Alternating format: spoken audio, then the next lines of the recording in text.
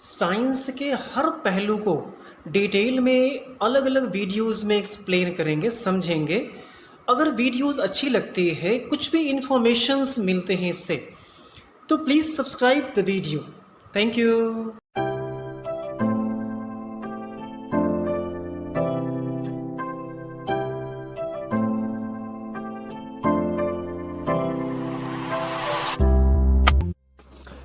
Welcome friends. तो आज हम जिस टॉपिक के बारे में बात करेंगे वो है सोर थ्रोट। एक एस्टिमेट के अकॉर्डिंग वर्ल्ड में 7.5% लोगों को हर 3 महीने में गले का इन्फेक्शन होता है।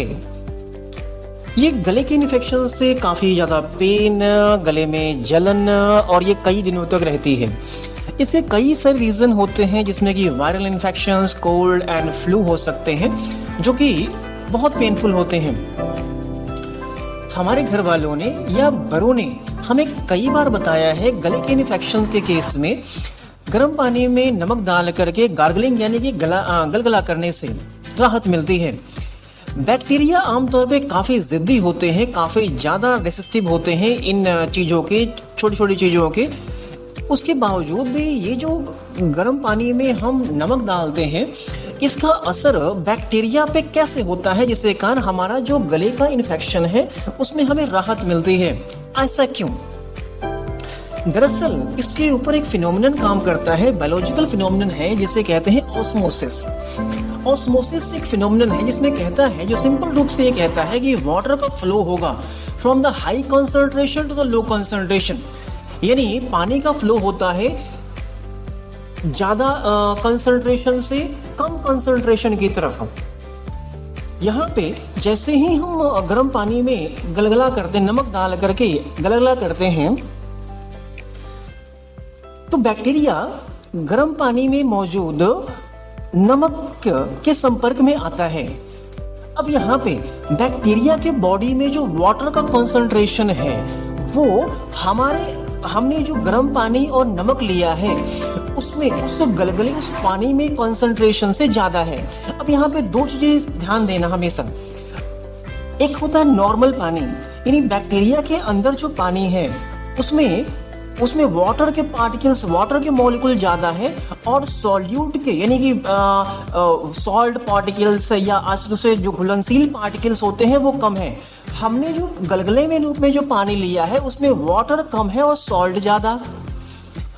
तो यहाँ पे ऑस्मोसिस का प्रोसेस तभी काम करता है जब वाटर का कंसंट्रेशन ज्यादा हो और सॉल्यूट कम हो, जो कि बैक्टीरिया के बॉडी में है।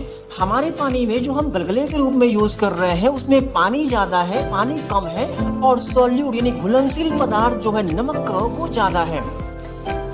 ऐसे हालत में हमारे सेल से, हमारे बॉडी के सेल से जो पोर्स होते हैं, छोटे छोटे जो छेद होते हैं, उन छेदों से होता हुआ पानी जो होता है हाई कंसंट्रेशन से लो कंसंट्रेशन की तरफ फ्लो करता है।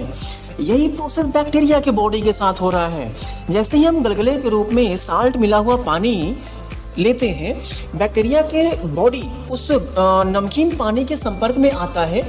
नमकीन पानी में जो होता है वाटर का कंसंट्रेशन कम है as compared to the water inside the bacteria body. Bacteria के बॉडी में जो वाटर है उसमें कंसंट्रेशन ज्यादा है और हमारे गलगले के पानी में कम है। रिजल्ट क्या होता है? ऑस्मोसिस का प्रोसेस काम करता है और बैक्टीरिया के बॉडी से वाटर जो होते हैं बाहर की तरफ निकल जाते हैं और वो डिहाइड्रेट करके मर जाते हैं, फ्लश हो जाता है, खत्म हो जाते हैं वो, और हमें राहत मिलती है। यही प्रोसेस अगर हम सिंपल रूप से इसी प्रोसेस को दूसरी जगह अप्लाई करें, क्या कभी सोचा है कि फ्रेश वाटर में मिलने वाले मछली कभी भी सॉल्टी वाटर में नहीं रह पाते, और सॉल्टी वाटर में मिलने वाली मछलियां कभी भी फ्रेश वाटर में नहीं रह पाती। यहाँ पे ऑस्मोसिस का प्रोसेस ही काम करता है, ऑस्मोसिस और एंडोस्मोसिस।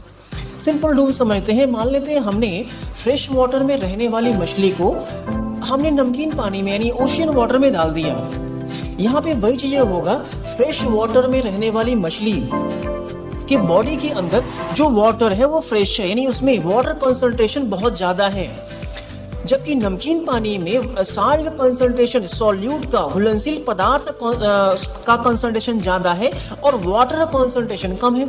यहाँ पे सिंपल रूप से फिर से ऑस्मोसिस प्रोसेस होगा और फिश के बॉडी से वाटर डिहाइड्रेट कर जाएंगे, बाहर निकल जाएंगे और वो डिहाइड्रेशन के कारण मर जाएगी। यही जब हम सॉल्ट वाटर के मछली को फ्रेश वाटर में डालेंगे तो यहाँ पे क्या होता है कि जो फ्रेश वाटर, सॉल्टी वाटर की जो मछली होती है उसके बॉडी में उसकी बॉडी में साल्ट का कंसंट्रेशन बहुत ज़्यादा है।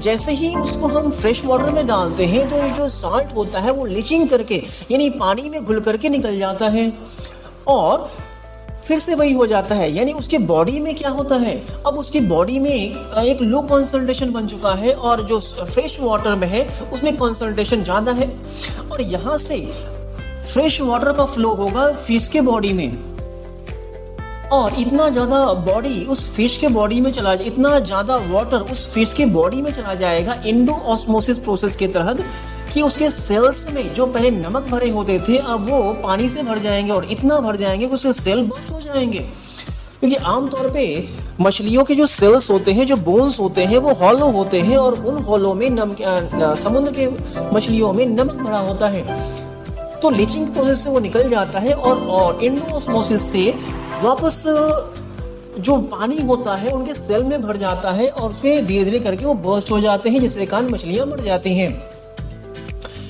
तो आज हमने देखा कि भाई गार्गलिंग करने से हमारे गले के दर्द में, गले के इन्फेक्शंस में काफ़ी राहत मिलती है और वो राहत जो होती है मेनली ऑस्मोसिस प्रोसेस के तहत होती है। व्यूअर्स, अगर इंफॉर्मेटिव वीडियोस अच्छे लगते हैं, इंफॉर्मेशंस मिलते हैं इसमें, तो वीडियो को सब्सक्राइब करें। Thank you. अगर वीडियो अच्छा लगा, इंफॉर्मेटिव लगा, तो वीडियो को सब्सक्राइब करें। Thank you.